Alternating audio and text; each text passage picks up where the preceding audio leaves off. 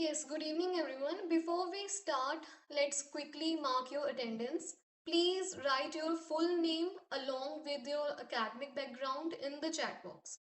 For example, Rahul Sharma, MSc Biotechnology, and please do not share your phone number or any other personal details as this class is being recorded. Alright, write your full name with your academic background.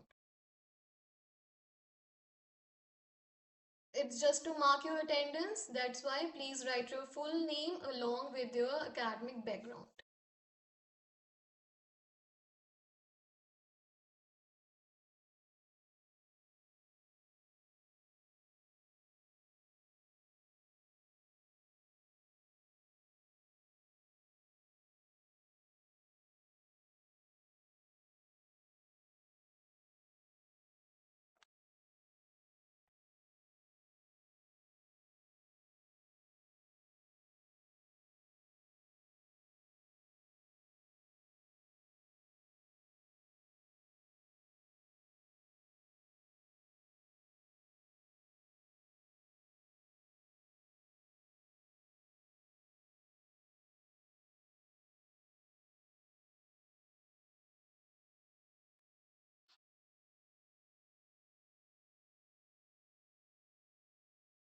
Everyone just quickly mark your attendance so that we can start our class.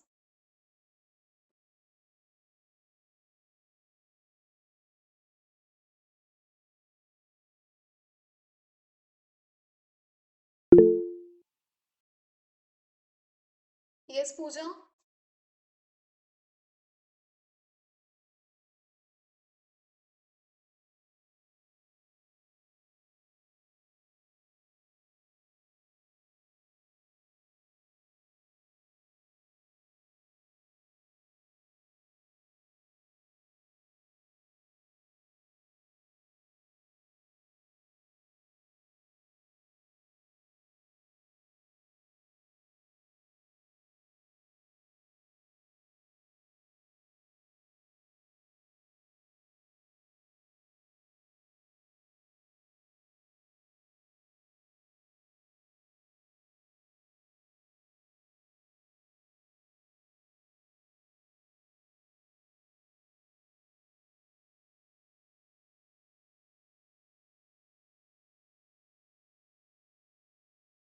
I have shared my screen. Is my screen visible to everyone?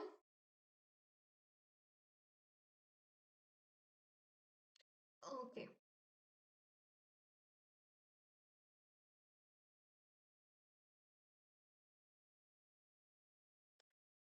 Okay, hello everyone. My name is Muskan Kashyap and I am a postgraduate in MSc Biotechnology. First of all, thank you so much for joining this free BioPython course. This is the first course that I have launched in collaboration with our organization, Panch Tattva Spiritual and Charitable Trust. Although I have taught on many other platforms before, but this one is very special to me because I have created it for all of you. So I'm truly delighted and grateful to see such amazing students here today. Before we start, I want to address a few common concerns many of you shared with me. Yes, we will continue this course entirely in English and we are starting everything from the very basics. Whether it's coding, whether it's Python, or understanding what bioinformatics actually is. So, without any stress, let's start our very first lesson. What is bioinformatics? Now, bioinformatics is the foundation of this entire course. Bioinformatics is basically biology plus computer plus data. Whenever we use a computer to study biological information like DNA sequences, RNA sequences, protein sequences, or genes, mutations, genomes, that entire process is called bioinformatics. Now the question arises, why do we need bioinformatics? Modern biology creates a huge amount of data. For example, human genome. The human genome consists of approximately 3 billion nucleotides, which are represented by only four types of bases: A, T, G, and C. As we all know, adenine, thymine, guanine, and cytosine. So, no human can read, compare, or analyze such long sequence manually. But computers make this possible in seconds. Let's take another example. When scientists use machines like Illumina to sequence a DNA, the machine prints out a large amount of files. So, a single sequencing run like whole genome sequencing or RNA sequence, it can produce 5 GB, 10 GB, sometimes 100 GB of raw data. Now, this is too big for a person to look at manually. So, we need bioinformatics tools and Python to process it. Let's understand it with one more example. We might all have heard of databases like NCBI, UniProt, PDB. These databases contains millions of protein sequences. They contain thousands of protein structure, annotations, functions, domains, pathways. So if you want to search for similar proteins, or if you want to search for mutations, or if you want to search for conserved regions or binding sites, you need a computer program for that. This is why we use bioinformatics. So what we understood? That biological data is too big for humans to analyze manually. But computers plus programming help us store, analyze, visualize, and understand this large data.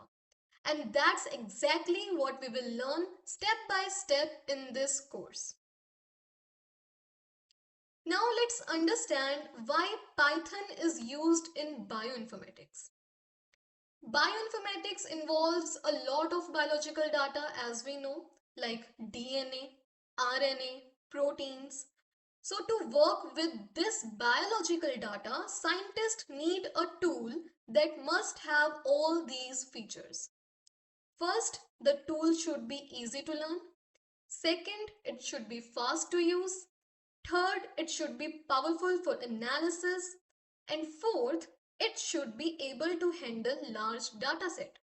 And Python fits all of this perfectly. Let's break down these reasons one by one. First reason. Now most students in biology comes from a non-coding background. So for them, Python is the easiest programming language they can learn. Now, why we are saying Python is the easiest programming language to learn? Because its syntax looks like English, it does not require complicated symbols, and beginners can start writing code on day one. So it removes the fear of programming. For example, if I open my Python editor, this is my Python editor, and I type here print hello, I am learning about bioinformatics. Now look at this. We are simply telling the computer here to print the sentence, hello, I am learning about bioinformatics. And see how simple it is. There are no complicated symbols. There are no long commands. Nothing confusing.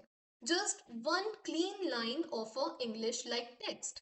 This is why I say Python removes the fear of coding. Anyone, even someone who has never written a single code, can understand what this line does. So, if you can read this line and understand what it means, then congratulations, you have already written your first program. And this is how easy Python actually is for beginners. Let's understand it with one more example. Why Python is used in bioinformatics. So Python is very fast to write. Another reason to use Python in bioinformatics is because Python is very fast to write. Now here, fast to write, it does not mean the computer is running fast. It means you, as a biologist, who can write the code very quickly without struggling. For example, in biology, we often want to do many small tasks like reading a FASTA file, checking the length of each sequence, or filtering sequences above a certain length, or converting DNA into RNA and proteins, or sometimes searching for a small pattern in a sequence. Now imagine if each of this small task to perform take 20 lines to write the code. So instead of focusing on your analysis, you will be just get tired by writing this long code for each small basic task. And that is where Python helps. The same small basic task which is taking 20 lines of code to perform in another programming language, Python can do it in 2 or 3 lines. So this means we can write the code faster and we can make very less mistakes. I will just give you a simple analogy. For example, you have to write your name 100 times on your laptop. Suppose you have to write your name 100 times on your laptop. Now, one way is to write it by hand again and again by typing it, repeating it for 100 times. Another way is to copy and paste it on your laptop. Now, both method will give you the same result, but one of them is faster. Similarly, many programming languages can do the same biological task, but Python let us do it with less coding. So when I say Python is very fast to write, it means Python saves our time and energy so that we can spend our more effort on analyzing our biological data. Third reason to use Python in bioinformatics is that Python is extremely powerful for analysis. When we look at this code, when we look at this code, it looks easy. And yes, Python is easy. But what makes Python powerful is not just the language. What makes Python powerful is not just the language, it's the Python libraries. For example, your phone is the Python and the apps inside your phone are Python libraries. Now, without apps, your phone is just a box. But with apps, you can do anything. You can click photos, you can open Google Maps, you can make payments, you can do editing. Similarly, without libraries, Python is simple. But with libraries, Python becomes extremely powerful for science, for biology, for artificial intelligence, for machine learning, and much more. Now, what are these libraries? Just like phone apps are already pre-made and we simply install and use them, similarly, libraries are pre-written codes made by scientists, which we just import them and use them to do difficult tasks without writing everything from scratch. Now, just like each app on your phone has a special purpose, like one app is for photos, one app is for banking, one app is for YouTube, in the same way, Python has many libraries. First library is BioPython. BioPython is a Python library that is specifically built to work with DNA, RNA, and protein sequences. It is built for reading FASTA and FASTQ files, to perform alignments. Similarly, NumPy is another Python library that allows Python to do very fast calculations, to do numerical analysis. Now here you will think why biologists need math. Because gene expression data, alignments, scoring matrices, mutation frequencies, they all involve numbers. That's why we use Python library NumPy. Now, because of these libraries, Python is almost used everywhere. Python is used in genomics, Python is used in transcriptomics, Python is used in proteomics, structural biology, evolutionary biology, drug discovery.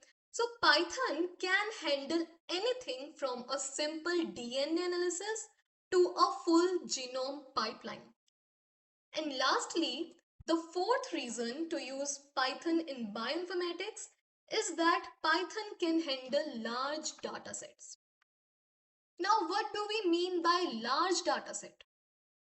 In bioinformatics, large data usually means like a RNA sequence data with thousands of genes or thousands of samples, or we can also say databases with millions of proteins or millions of DNA sequences, and their file sizes can reach up to even 100 GB. Now, this is what we call large data set. If we try to open a 10 GB FASTQ or CSV file in Excel or Notepad or MS Word, what will happen? It will hang, or it can crash, or it may refuse to open the file. So these tools are not made to handle such huge biological data. This is where Python is designed in a way that helps with big data. Now, now that we understand why biology needs coding and why we use Python, let's talk about BioPython, which is the heart of this course. So, BioPython is a special Python library which is designed specifically for biological analysis. Just like we discussed before, that Python is the phone and the libraries are the pre-made apps. So BioPython is like an app that gives Python the power to handle biological data. With BioPython, we can easily work with DNA sequences, RNA sequences, protein sequences. We can also easily work with FASTA and FASTQ files. We can perform translation, we can perform alignments. We can also work with biological databases. So instead of writing 100 lines of code to perform a simple biological task, BioPython let us do it in just 2-3 lines. Now, why we are learning BioPython in this course? Because BioPython is the easiest and most powerful way for beginners to start doing real biological analysis with Python. It understands what DNA bases are, it understands what are codons, it understands what are proteins. So it directly supports the things biologists work with every day, which means it does not require a computer science background. Now, Python is also used in research labs worldwide. It is used in genomics, it is used in transcriptomics, it is used in proteomics. So, learning BioPython prepares you for research work, it prepares you for internships, it prepares you for projects and jobs as well. We can also say that BioPython is the bridge between biology and Python. It allows you to apply programming directly to DNA, RNA, and protein data in the simplest way possible. This is why this entire course is based on BioPython. So as today was all about introduction about this course, this is the end of today's session. We started from absolute basics and now you understand the real purpose behind learning Python and BioPython. Today was all about understanding the foundation. In the next class, we will begin writing our first real biological code in Python. So if you have any questions regarding today's class, you may ask now.